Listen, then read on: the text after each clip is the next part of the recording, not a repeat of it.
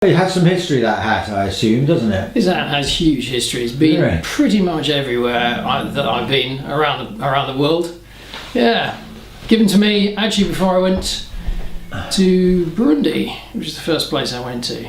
Yeah, you're going in this particular case, you're going to Burundi, Bujumbura, for 6 weeks. Burundi, eh? Where is that exactly? Right, it's East Africa.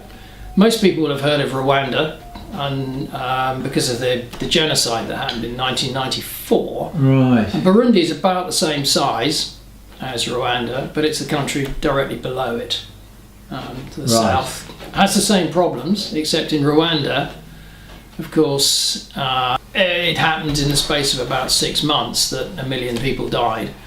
And in Burundi, it's taken, it's more than that, I think, now, but it's taken many years, and so it's not been documented in the same way. Right. Setting up a water and sanitation program to the north of Bujumbura, and they needed somebody who knew something about logistics. But he was busy that day. He was busy that day, yeah. Right. So they asked if I'd go. Right. Oh, well, okay. So I did, and it was brilliant. I mean, it was for an appetizer. First time I've been to Africa. Extraordinary place, Burundi. I mean, I flew to Rwanda. You couldn't fly in because it was if not a war zone, it was pretty hostile, shall we say? Oh, was it? Right. Oh, yeah. And there were no flights into the airport at Bujumbura. Nobody would fly in, basically. So they had this airport, but it was closed. Wow. So I flew to Kigali, which is the capital of Rwanda, and met a couple of people along the way, and drove down from there to the border. Went across the border into Burundi.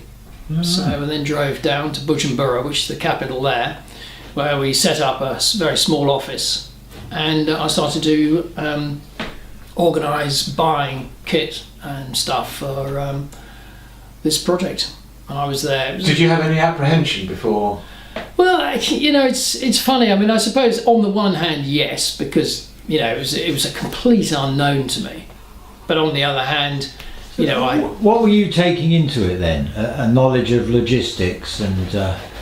organisation, getting things done, warehousing, procurement. And so where had you acquired this knowledge? Was this from your army days? Well, it was. I mean, I was an infantry officer, as you know. Yeah, I do. But what the army certainly gave me, if you like, was the ability to work out how to get things done, work out how to mobilise people. So, and I was there for just under 6 weeks.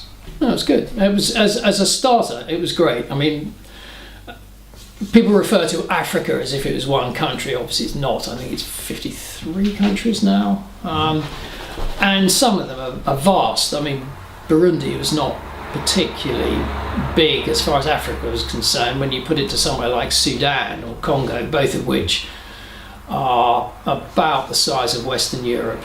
I mean, they're enormous, and they're just 2 countries in Africa. They are the largest 2, but they are 2 countries in Africa, and there are another 51 countries. I mean, Africa's just enormous.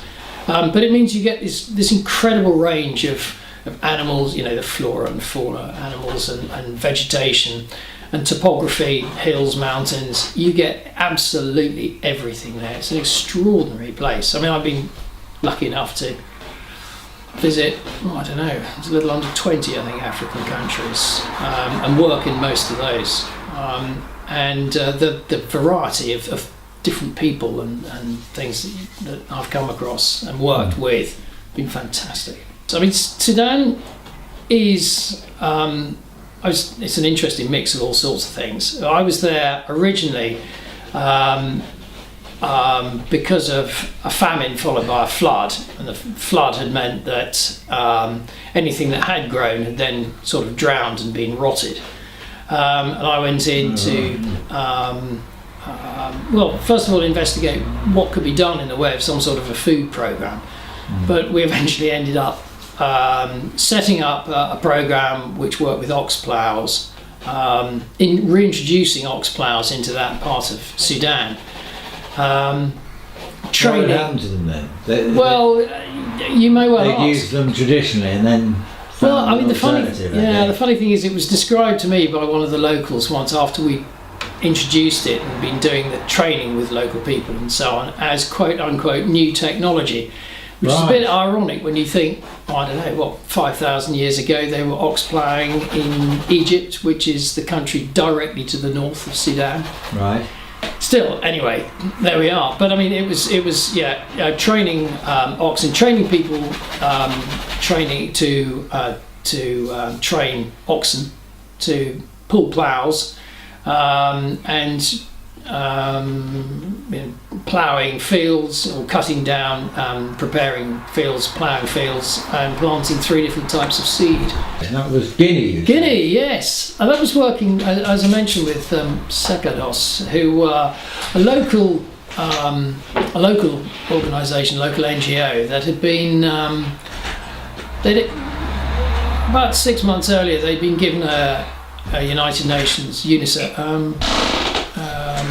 UNHCR, High Commission for Refugees, contract to run a couple of refugee camps on the border between Guinea and Sierra Leone at a place called Forakaria. And when they started, there were about 7,500 refugees, and 6 months later there were 75,000 refugees. Wow. They were not a big organisation, they couldn't cope, and they were getting a severe amount of grief, in fact, from the UN and others, because it wasn't going well. They were supposed to be running these camps, which were far too big, and 2 camps had become, I think, 10. And they just weren't able to gear up. It was well outside what they could do. And Tier Fund had been working with them, had been funding them for a while. And I had just come back from Burundi, and they asked whether I would go and see whether I could help, because they didn't want to lose the UN contract. They were a good little partner, but they were just little. It wasn't fair on them to expect them to do. Is this where you got one of your 3 bouts of dysentery? Actually, yes, it was. Let's go straight. It's like, come on. Yeah, Told me not to talk about that. Come on. Get to the good bit. Yeah, okay. No, that was amoebic dysentery, having little Amoebic, amoebae in yeah. my gut, which were, it's not. Didn't slow you down, eh? It didn't slow me down, actually. Right. Frankly, it probably should have done. I mean, Yeah. I went down to just under 8 stone, I think. I looked like certainly a starvation victim. Right. But that was a little bit. I mean, that was sort of, I suppose, after I'd been there about 6 weeks. I got that up in the forest region. The worst thing about that was I couldn't get any treatment because there was nothing up there, and I was up there to do a job, and I was going to blooming well do it in that particular part. I remember the meal though, which I suspect I got it. Okay. What was the meal? What do you reckon? It was something hideous. I don't know. I mean, grim. Unrecognisable. Yeah, it wasn't nice. No. But I was hungry, so mind you, that's often been my undoing. Being hungry? Well, no, eating the. Being absolutely starving, and I mean, I'm really careful about food, and especially water, about what I eat and drink. But just every now and again, it was cooked. Wow. So you sort of think, well, if it's cooked, it's probably okay, and it looked to be cooked fairly well, but it may have been left out. There's no other way you could have got it. Mosquitoes don't transfer. No, you can't get dysentery from mosquitoes. You can get malaria. I've had malaria too. That wasn't any fun. Where did you get malaria then? Yeah. Where was that? That was in Burundi actually. That was Burundi. My first taste of Africa, and a mosquito's first taste of me as well. Right. Yeah. Nice. Yeah. But still. What's that like? Worse than dysentery or similar? Equally. Well, funnily enough, Pleasant. I say funnily enough, there's nothing funny about either of them. Well, depends where you're sitting. yeah. Well, malaria is, when I got malaria, it knocked me I mean, I went from feeling absolutely fine to feeling awful, just like that, at the absolute drop of a hat. Oh, really? Yeah, I just, I was fine, and I just had to sit down and just, oh God, I feel awful. I mean, awful? What on earth's going on That here? suddenly, really? Yeah, it really was. I just dreadful, and I just sort of went back to. I was in the office at the time, and I went back to the house that I was living in, and went to bed, and just wished I was dead for the next 24, 36 hours. I just lay in bed. Hot sweats, cold sweats, hot sweats, cold sweats, and just feeling awful. Everything ached. You couldn't move for aching, which is why I just lay there, just on my back, just not moving. With this mosquito net around me and watching the light fade, and then it was just black, and I was awake all night. Every now and again, I would roll over to have something to drink because that was kind of important, but. No, that wasn't fun.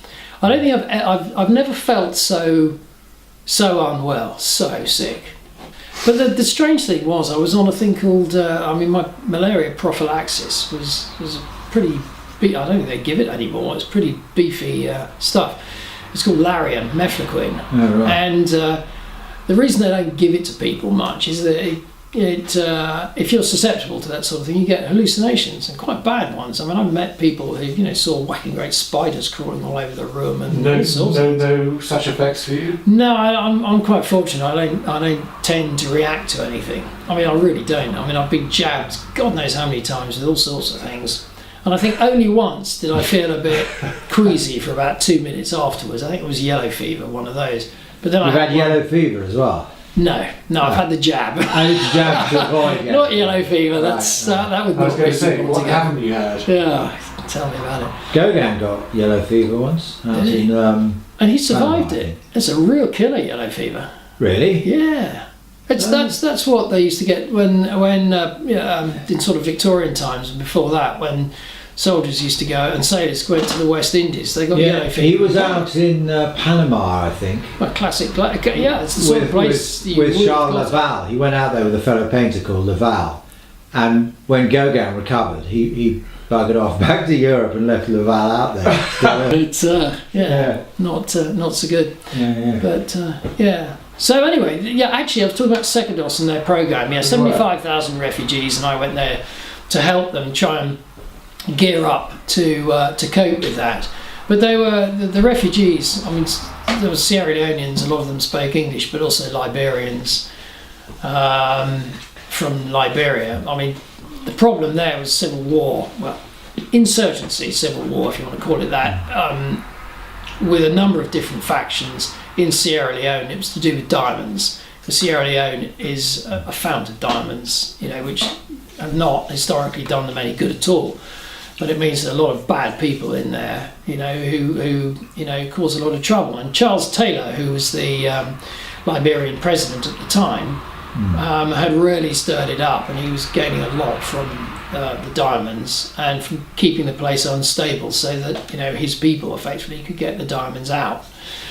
I mean, there's some horrible things, happening there with machetes and people having their arms and hands cut off in Sierra Leone. This is to do with the voting process, isn't it? Well, originally it was the United Nations campaign, if you like, to get people to vote, and I just remember they had it on posters as well, but T-shirts of sort of a forearm with a pencil marking an X on the spot, and UN saying use your vote. In simple terms, those people, who are on the other side, well, if you haven't got any arms and haven't got any hands, then you can't pick up a pencil and vote. So, put an X in the spot. Absolutely hideous. And I saw that actually, years later when I went to Sierra Leone for a completely different reason. And there was still, lots of people that had. Either no arms, no hands, one arm, one hand. Really? Yeah. No, it's awful. Awful. Yeah. It was a sad, sad place. Beautiful country, Sierra Leone. Lovely coastline. I mean, it used to be a tourist. I mean, 20 years ago, it was a tourist spot. I mean, the coastline there's glorious. But yeah, no, it's pretty horrible. What's the most dangerous environment you found yourself in? Well, I don't know, Afghanistan had its moments. Did it? I bet, yeah. Congo is always incredibly dangerous. Right. Lawless. I mean, such a, I mentioned it's, one of the two biggest countries in Africa. How do you govern something so big? When actually your government is, sadly, has much of the world's Malays, if not the African Malays, of being pretty corrupt. Yeah. And organisation and actually governing are things which are very difficult to do. First time I went to Afghanistan, that was they were having it was the 4th year of what turned out to be a 5-year famine. I went back the following year as well. Oh, right. In both times I went, it was pre 9/11 and the Taliban were in power. I won't say they were in government, they couldn't govern a blooming anything. They had all the minister of this and the minister of that, but frankly, they weren't government. But they had the power, they had the authority, no doubt about that. And so they made life kind of interesting working as... Did you come up against them though? Oh, I did. I was quite regular. Hand-to-hand combat, was it? Or? Not hand-to-hand, unfortunately not hand-to-hand combat, because I didn't carry arms with me. I used to carry lots of knives, but that was an entirely different story. No, the important thing that I found with the Taliban was keeping them informed. But back then, you could work. The issue was not so much that you were a Christian. It was, what they would classify as the wrong God, but it was better than being an atheist and not having a God at all. If you had the wrong God, then potentially you might, get it together and get the right God. But if you didn't believe at all, then... At least to acknowledge there was such a thing. A higher being, if you like. Yeah. Your interpretation of who it was might be wrong, but we could work on that, I think would be the attitude.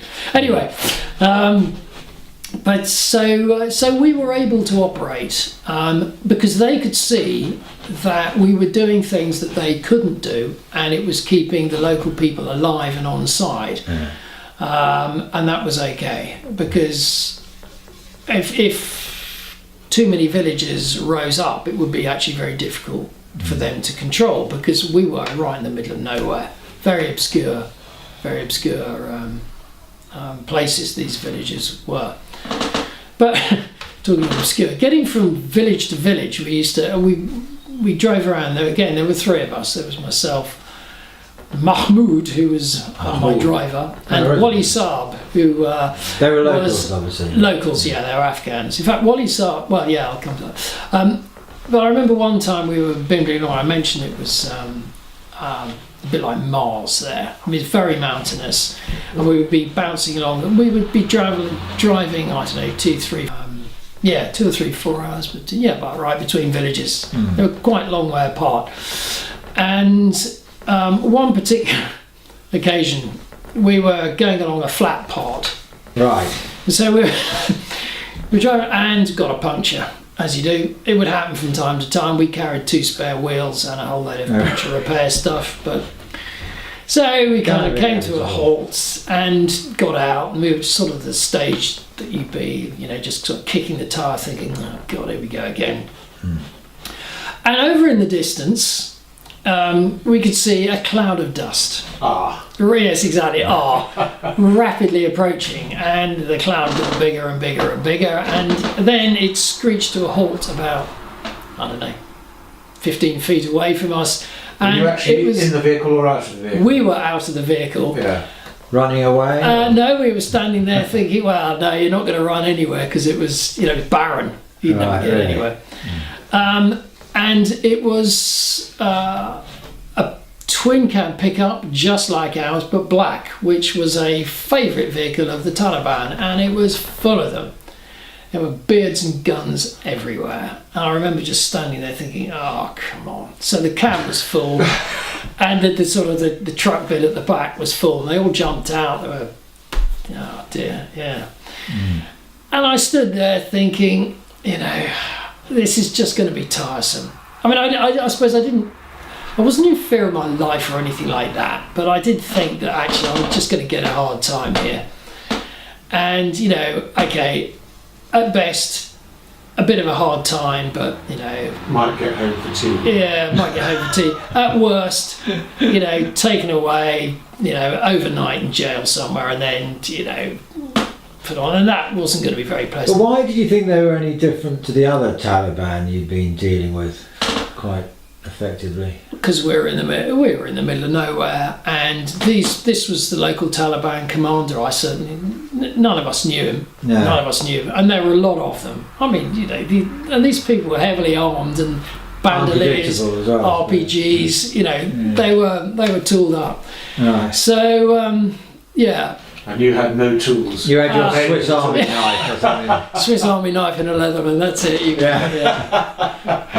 And an attitude. Right, exactly. Anyway, so training. but there were probably, I must have been a dozen of them. So, Oh, really? Yeah. And, I mean, they surrounded me, surrounded us. Not surrounded me, surrounded us. But then, the head, got out and started talking to the two I was with, and it turned out to be sort of, right chaps, what seems to be the problem with the local Taliban equivalent? Need a hand with a tie. Exactly, that was exactly it. And lo and behold, so he basically clicked his fingers and got 4 of his guys who basically, got out the spare wheel, took the old one off, put the new one on, threw the stuff in the back. There we were. Got in the cab, waved, and off they went. It was utterly surreal. It was. I just. And they didn't even want to know who you were, why you were there. Didn't ask me. No, they may have got the information from the two I'm with, and I'm sure they did. Were they eyeing you a bit sort of interestedly? Well, yeah. I mean, those that were, if you like, as I said, we were surrounded, and those that were standing next to me, they were certainly looking at me, giving you the eye. Yeah, giving me the eye without a doubt. Can I ask a question? Of course. When you left the army, was it always your intention to do something like this? I mean, how did you find it? I mean, this area of work. I mean, well, yeah. The short answer to that is no, I didn't. I mean, I did something far more commercial, if you like. Went into business, for want of a better word, having left the army. But it was while doing that, which I guess was, good for the bank balance, less good for the soul necessarily. But while I was doing that, Rwanda happened in 1994. I mentioned Rwanda earlier on with the when talking about Burundi. But the slaughter of basically a million people, Tutsis, one of the tribes, minority tribe there, by Interahamwe and Tutsis, that they've been living alongside, forever. What sparked that off? Years. It's too much of a long story, really, for this, but it goes back to its colonisation by that was the Belgians, I think. Yes. And Leopold. Yeah. Oh, he was a bad boy. Yeah. I mean, he did a lot in Congo as well. That wasn't happy. And they left very quickly. That's right. Yeah. Which caused its own problems. Is that right? And it tended to be. I mean, that's a whole political minefield. That one. I mean, about divide and rule and having minorities ruling, given all the power and ruling the majority, and then being stoked up, by, various political people, and then having a whole program, if you like, of we need to kill this. This other tribe is bad. We need to kill them. I mean, I'm being really simplified here. I'm trying to put it in the simplest of simple terms. And then it just exploded. It became the culture, sort of, that these people have to be You demonise persecuted. a group of And people. yeah, you demonise a group of people, and it became the thing that if you don't do it, well, then you're the enemy as well, and we're going to do it to you. And so the whole that majority of the country just almost as a man just rose up and just carried out the most barbaric things. And there was a lot in the press and on the media about things that were being done to help by international aid organisations. And I remember at that time talking about it with Amanda, as something that surely I could do something to help with this. And time goes by, and it took another few years, if you like, before I was in the situation whereby I thought, actually, I'm either going to do this or I'm not. We've kind of kicked it around long enough, on and off. She wanted you out of the house. Something like that. Ideal. She had enough. Africa, that looks good. Get out of here. And anyway, so I then looked into it a lot more, and I came across an organisation called Red R, the Registered Engineers for Disaster Relief, who ran training courses. They also ran a register of engineers who they could send to emergencies, who also had, if you like, other jobs, but they made themselves available for anything from a month to 3 months at a time. And so I booked to do 3 training courses: an introduction to emergencies overseas, working with refugees. And I met loads of people, talked to loads of people on that, one of whom ran the disaster response team for Tear Fund. When the thing had finished, I phoned him up and said, remember me? And he was actually an ex-Marine, Steve Penny. And anyway, long story short, I went through a process with Tear Fund, and next thing I was out in Burundi. Most places I've been to, the people I've worked with have been, very welcoming. Not just because you're obviously there to help, but because that's what they do with strangers. They're welcoming. They greet you. They take you at face value. And they look after you. The desperate situations may have been caused by any number of things. They're usually caused by nature. Too much water, too little water falling, so you've either got flood or you've got famine, earthquakes, hurricanes in the Caribbean, and of course you've got war. What is it good for? Very much, absolutely nothing. Is the quote. It's just awful. But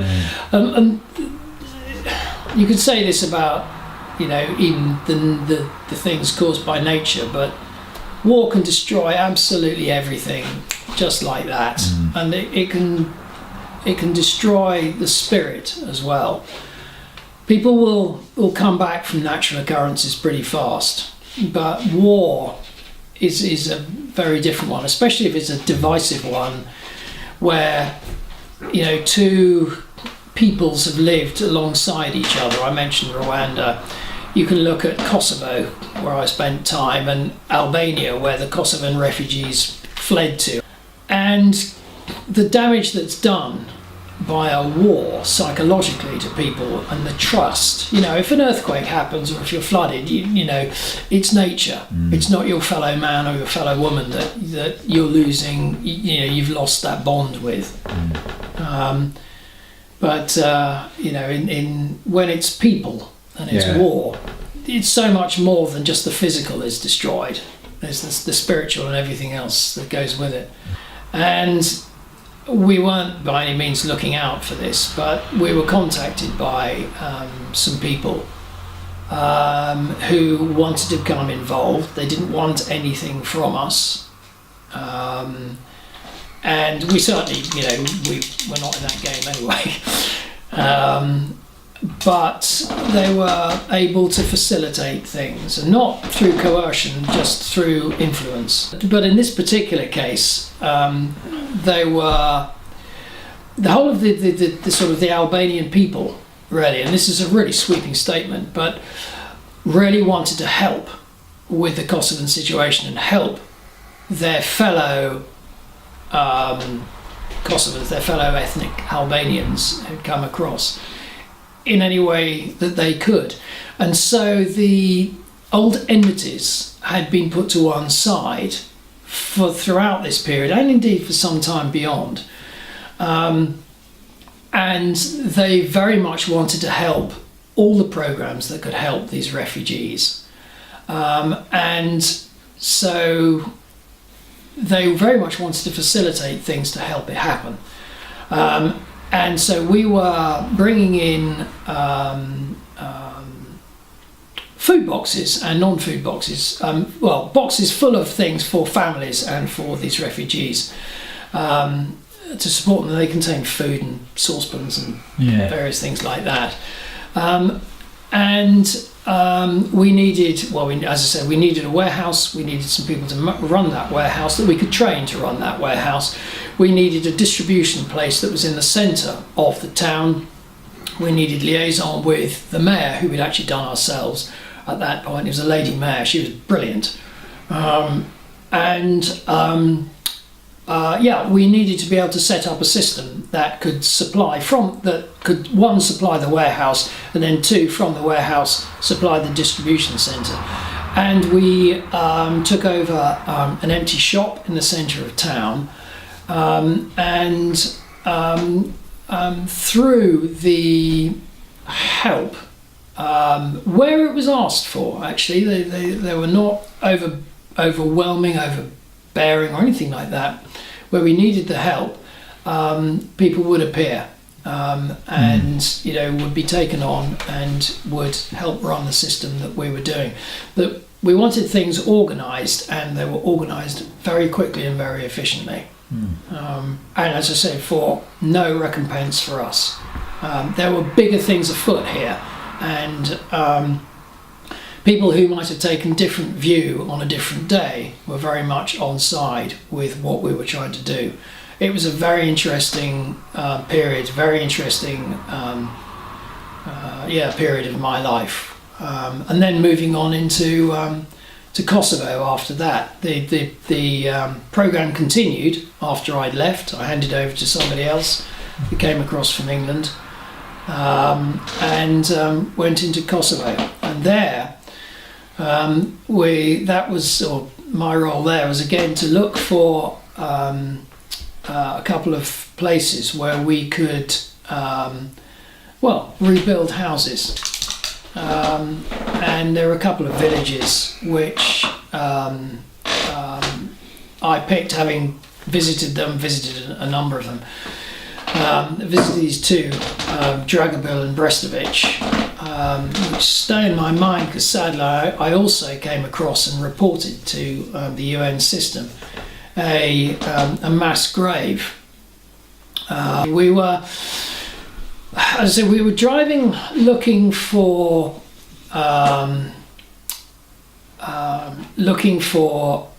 villages that we could help rebuild, that we could fund and put expertise in to help rebuild the houses that had been destroyed.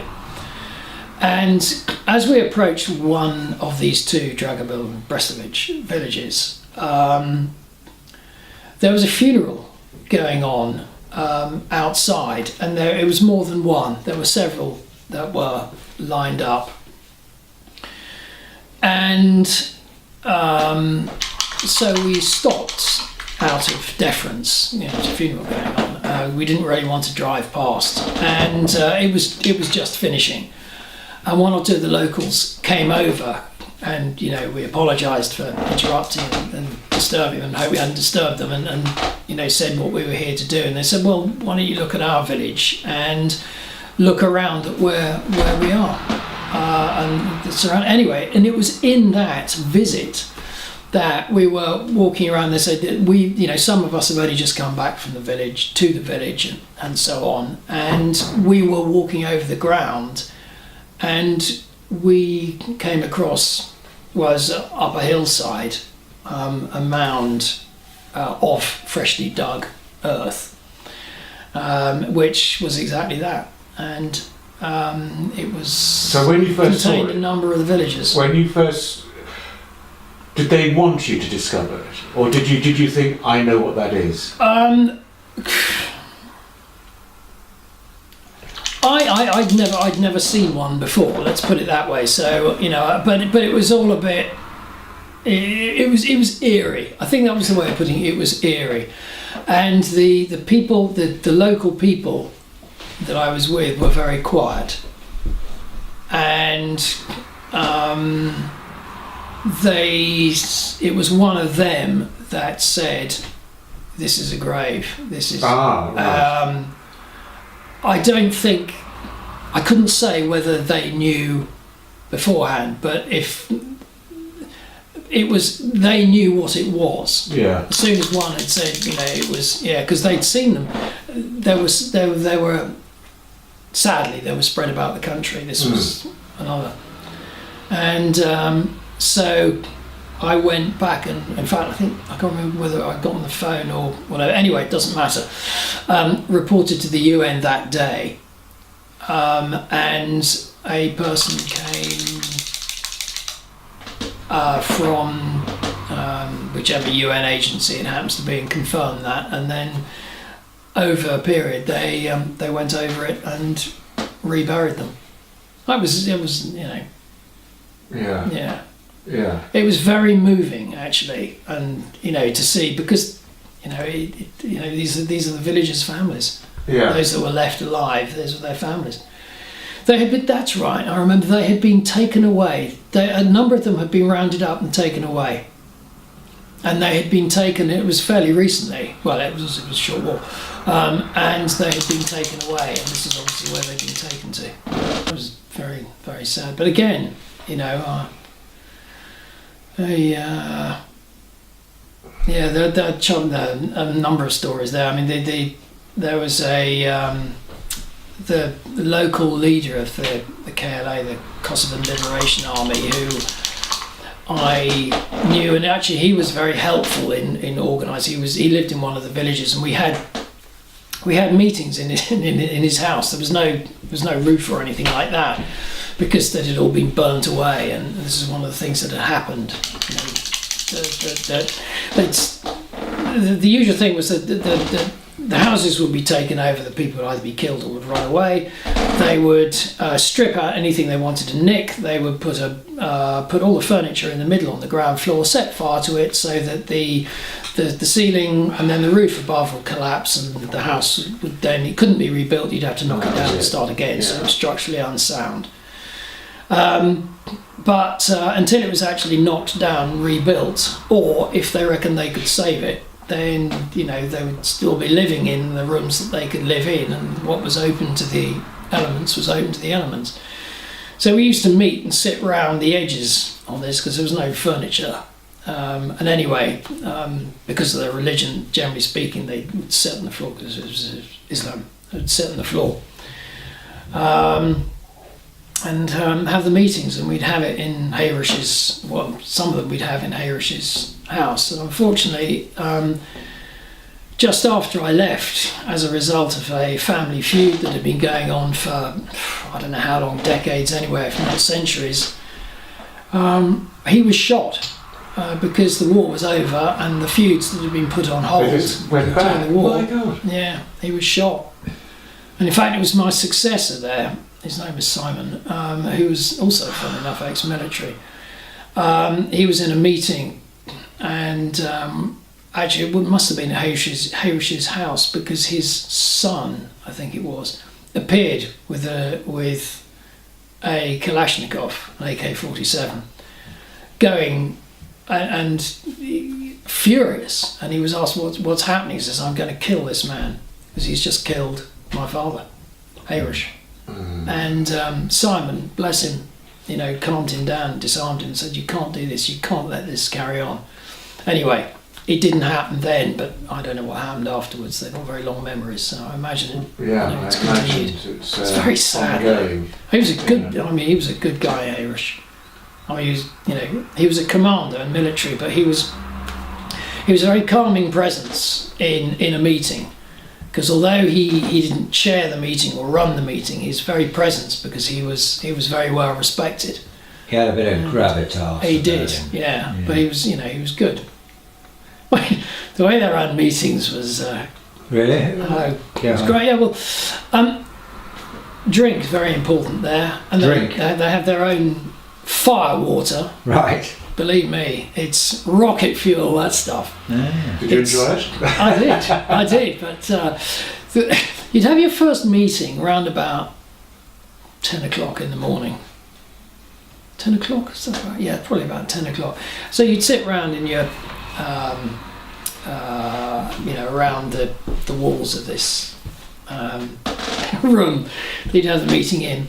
And you'd each have a shot glass in front of you, filled with fire water. Now, it wouldn't just be one shot, it would be a biggie, so it would be a double. This is 10 in the morning. This is 10 in the morning. You're pretty used to that, aren't you? Yeah. You got used to it, and one of the boys, it would be probably a man that poured the booze, but it would be a boy that would come around and put 2 cigarettes in front of you, and this would be in front of everybody. And then the meeting would start, and everybody would light up. Now, it was okay. It was fine if you didn't smoke. That was fine, but you drank. You couldn't not get drink. out of that So one. basically, and it was a shot, and you'd one hit, end of story. And then a few minutes later, your glass would be refilled. They would all be refilled, and 2 more cigarettes would come. And these guys, they would smoke like so going out of fashion, and so they would smoke themselves to death. So you didn't smoke? I didn't You smoke, joined in the and that was fine. drink. So by the end of the meeting, I'd have maybe a dozen, maybe more cigarettes lined up in front of me, and I would be not head spinning, but because you did get used to it pretty quickly. But then you'd be off to your next meeting. Same again? Your cigarettes would be scooped up by the boy and put back in a cigarette packet for Right. the next one. You go off to the next meeting, or the next meeting would be here. Same thing again. So by lunchtime, and lunch would be around about Smashed. 1 o'clock, it was coffee, black coffee, and Wow. some sort of food. Right. Because in the afternoon, you'd have certainly one more meeting if you were in meetings, or you weren't, or you'd have 2. So you imagine, by the end of the day, wreckage. And that was how they did business. I was still, serving when the first Gulf War was on, although I didn't go. Oh, were you? My regular battalion went, but I had left by then, and I was. I was then with the Fusiliers, different battalion, but with the TA, what they call a reserve now. I had seen, my battalion, so a lot of soldiers and a lot of officers that I knew went, who I still, I'd left a couple of years before, I guess, something like that. And they were the battalion which the two American A-10s had shot up while they were Wow. at rest, doing nothing.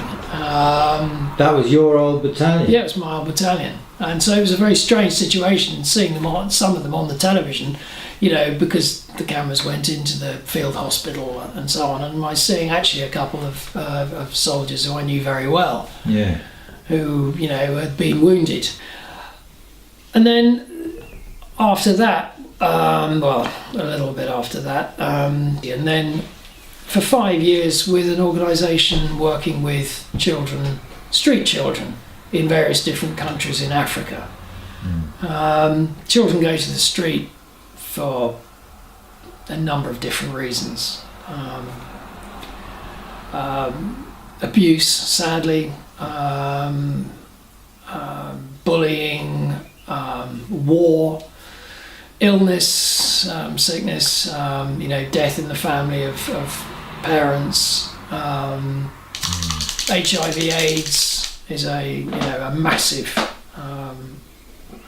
killer of parents and reason for children to run away. And they're very mobile. You know, they climb on the back of trucks, trains, all sorts of things. They can be the other side of the country, they can be the other side of the border. Children can slip across the border incredibly easy, travel a very long ways, and you know, they are incredibly vulnerable. I mean, some of the most vulnerable people in the world.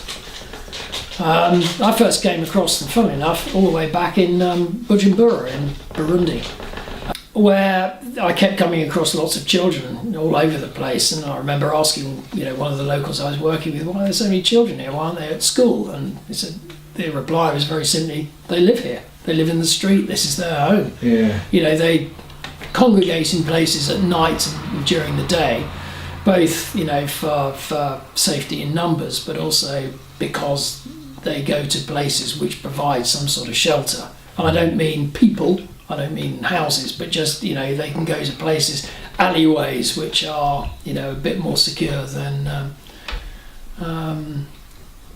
you know, being out in the open. But I mean, there's some harrowing stories to go with those. But anyway, you know, there are lots of children. So street children, I remember thinking, this is awful. You know, what can we do about it? But that was a different story. There's one in particular that I remember stuck in my mind. There was a little girl of about, I don't know, she's probably 4 or 5, something like that. A little girl running about the street, and tied onto her back with a piece of material, you know, very much in the African way, but you know, this was a little girl, was her brother, who was a baby. You know, I assumed it was her brother. Anyway, it was as a baby, and you know, that was her lot in life. She was a street child that had a street baby. What her mother was doing or father was doing, you know, I have no idea. It may be that at night she had somewhere to go which had a mother or father, but during the day she was on her own, apart from, you know, she had a little brother there, so she was begging and doing whatever she was, and just being as much of a child as you can be in the street, you know, which is not an awful lot. Talking of dangerous situations, an incident in somewhere where you were in the back of a van at night, full of other people. Yeah, okay, that was South Sudan. Was it? And again, you know, as I said before, I love South Sudan. I loved it. But this was one particular occasion. I was. You were less. We were supposed to be flying out of the flying out again, little aeroplane, and from a place called Yambio, which is about a day's drive, best part of a day's drive from where we were in Mundri, I think it was, and we were due to leave. I don't know. No later, I think it was, than 11, but I think we were originally due to leave there about 9 o'clock in order to be in Yambio that evening for an early flight the following morning. And the idea was that we would be leaving early to get there in daylight, because there had been reports of, well, more than reports of some deserters, army deserters from the war, who'd been marauding in that area. And in fact, the night before, I believe it was, it might be 2 nights before, there was an Oxfam vehicle that had been carjacked, surrounded by soldiers, carjacked. They had been given a hard time, and they'd been just abandoned in the bush. Fortunately, it was close enough to where they could get help. But yeah, it wasn't good. There were people from that NGO, so there was no other way. We had to go there, go through that, and it was over an area, so yeah, we could. It wasn't like you could choose a different road either, because they didn't really have roads in Sudan. You followed a track or, you know, whatever. Right. Yeah. So we had planned to leave in good time, so that it would be daylight, so that hopefully we'd either see things coming, or, you know, we'd be able to turn around and, you know, if soldiers appeared or something like that. Anyway, it certainly made sense to be where we were in good time, while it was where we were going in good time, while it was still daylight. Unfortunately, Lawrence Corbandi, who was the head of the local organisation whose compound I was staying at, he was a pretty important guy, and he was going with us in this vehicle. People kept turning up to speak to him just before he left. Anyway, time went by, and then it was 11 o'clock and 12 o'clock, and I think we eventually left around 2. And it was in a Land Cruiser with extra seats. So there were, I don't know, probably 3, 6, 9, maybe 10 or 11 of us in this thing, of which, you know, I was the Englishman, and everybody else wasn't. Let's put it that way. So, you know, we went as fast as we could, but it wasn't a road, as I said, it was a track, and it was quite a long way, and it was, anyway. So, I guess we were about maybe 2 hours short of where we were going, and it was dark, and shots were fired, and so we had to stop, and there were lots of soldiers all of a sudden. And So you were the only light-skinned I man was in the fortunate. vehicle. I wasn't in the front seat. You weren't I wasn't. No, I was in the next row back. I was wearing this hat, which you've made me wear for this thing. Yeah. I was wearing this hat, and my head was sort of, you know, have to forgive me here, Andrew. My head was sort of going down like this. like this. That's quite enough now, thank Yes, you. exactly. I'll have to change the painting rather. Yes, and so unfortunately it was dark, and nobody had to open a car door, which would have put the interior light on. And my head was down, and I was kind of looking out because there were windows down along both sides of this particular vehicle. Anyway, there was a lot of very animated discussion. The vehicle was surrounded, people looking in, you know, Jabbering away. soldiers, making a lot of noise, looking in through the windows. And if they'd seen you, they would have do you think they would have targeted you? I would prefer not to find out. Yeah, just as well you didn't. Yeah, just anyway. But Lawrence, who was in the front passenger seat, as I said, he was a good guy, and he was quite an influential guy, you know, back in his territory, of which this wasn't. Right. But nonetheless, he obviously had the gift of the gab, and he spoke with authority. And there was, I just think, about 15-20 minutes worth of quite animated conversation with whoever the boss of the the ranking deserters, were they? Yeah. Deserter, ranking deserter, if you can call it such a thing. And we were allowed to go on our way, but that was, you know, potentially quite awkward. Was your heart pounding away? Well, again, not really, but you know, I knew that this, if this was going to go wrong, it was going to go wrong, and it could be potentially quite nasty. What's that you wear around your neck? We've seen it. We've seen it. Well, there you go. That is a USB. That's a USB. Yeah. It's not a cyanide pill, then. It's not a cyanide pill. No, very topical at the moment.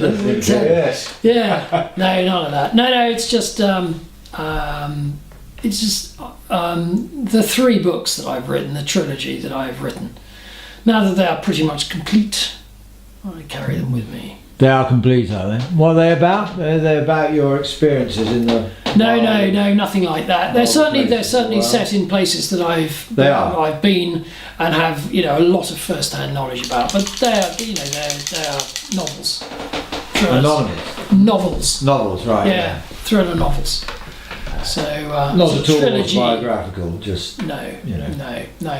I mean, there's plenty I could write about that's autobiographical, some of which I have spouted on about in this. But we are picking up every available opportunity that we can have to help the most vulnerable people. An example of that is the work we did with the Dalit community in South India, in Tamil Nadu, where our program was around the coastline, the eastern, southern, and just going up into the western coastline at the bottom of India. which is where the tsunami predominantly hit, Tamil Nadu and a little bit of Andhra Pradesh. And on one particular occasion, came back from visiting a program, this is about year two, maybe early year 3 of the program, and we passed what was, well, it looked like pretty much an open sewer, with at the far end of it some straw huts, would be the only way you could describe it, ramshackle old things, and there were some people milling around in it, and so I stopped the car, I asked the driver to stop and the car behind us, and we got out to see who these people were. And they turned out to be a member of the Dalit community. Now, Dalits used to be called untouchables, so they're outside the caste system, they're below the caste system in India. And they'd been living there for, I don't know, it may have been as much as a dozen years or so, and the open sewer that you had in front was actually a freshwater lake. And what had happened was they'd moved in and they'd taken it, and it was in the outskirts of a village, and they'd taken up residence, they built their huts, and the locals didn't want them there, and they couldn't drive them out, the law wouldn't allow that, and they hadn't managed to do it otherwise. And so they started to dump their rubbish in this lake, and then the whole system had started to industrially dump rubbish in there, so it had become this horrible stinking mass. And I thought, we've got to do something about this, we cannot have these people here. And so we incorporated them into our program of rebuilding, and we acquired a piece of land not that far away, a few miles away. Again, it was next to another community, another village, and we had to do a lot of negotiation with them because they were horrified by the idea of a Dalit community moving next door. Terrible. But we managed to overcome that. We got planning permission to go ahead, and we helped them build houses, and we moved them out of where they were into this new place, which was just marvellous. But as part of that, I became very much involved in the Dalit community there, and our program did, to do with what's called manual scavenging, which is a particularly revolting line of work, if you can call it that, which some members of this community had to do, which was cleaning out, dry latrines, shall we say, from richer families. And they were with their hands, they would have to clear out latrines and get rid of the muck, and this was their job. You can imagine this is, not pleasant. Caused a lot of health problems, obviously, and frankly, it was just, unbelievable. I just couldn't believe it. I was horrified. And so, with a couple of local Dalit organisations, and advocating and helping them advocate on behalf of their community, and bringing in people from Christian Aid's office in Delhi, to help give more weight to this thing, because they've been working with the Dalit communities in various different parts of India for a while, for years. We eventually managed to get it not just banned, but eradicated from Tamil Nadu completely, as a way of life, if you like, for earning money. For the Dalits, and it was declared, and the free of manual scavenging. So that was something which I'm still very proud to have been some small part of. Yeah. But it was something that was solely because of driving back and seeing this community and hearing their story and helping them, and just being horrified by the fact that people what's, were doing this. what's their self-image, these people? I mean, do they think it's reasonable that they're regarded as the lowest on the chain of the... No, it's horrible. hierarchy? I mean, you imagine... Oh, no, it's horrible. It is horrible. But do they accept it? I mean... What's it like being seen in that way? Well, it's just horrific. Yeah. You know, I mean, they since the caste system, going back centuries, I mean, the caste system has been very defined, and if you're outside and at the bottom of it and outside it, the whole system is being geared that you couldn't change your situation. That's what you are. So on the one hand, you've got to accept it, but on the other hand, you would never mentally accept it. I mean, you couldn't. No. But there was, if you're doing that sort of job, there is nothing else open to you, or you'd be doing it. Absolutely appalling. I mean, Christmas, horrible. But not in Tamil Nadu. No, obviously, no. Not in Tamil Nadu. I can't speak for anywhere else, but that's where our program was, and that's all. But we work with a number of pockets of Dalit community in various places there. So, yeah. I'm going to have to stop, I'm afraid. That's fine. Oh, you're welcome to have a look, Anthony. Are you sure? I mean, I don't want to look before you. No. Look, it's the job is done. The job is done. That's as much as one can do in the time. So. Right. Sort of suddenly there's a baseball bat to the back of his head. Interesting.